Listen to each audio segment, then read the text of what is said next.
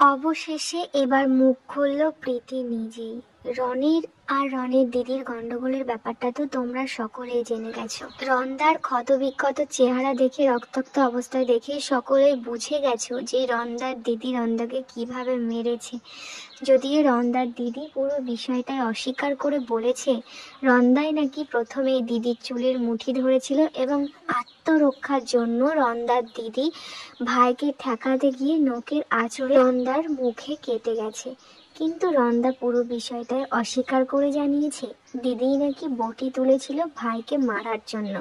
এই বিষয়ে প্রীতি মণ্ডল এবার নিজেই মুখ খুলে একটা পোস্ট করেছে। তো কি লিখেছে চলুন দেখায় আপনাদের। আসলে ধৈর্যের বাঁধ ভেঙে গেছে প্রীতিরও, তাই নিজের পেজে পোস্ট করেছে, শুধু তো রন মুখ খুলেছে, আমার ওপর কেমন টর্চার হতো সেটা কি বলবো?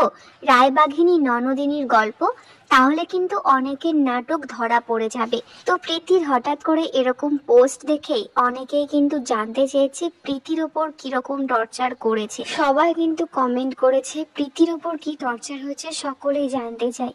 আর প্রীতির এই পোস্ট দেখে কিন্তু বোঝাই যাচ্ছে প্রীতির ননদ প্রীতির সাথেও কিছু খারাপ ব্যবহার করেছে।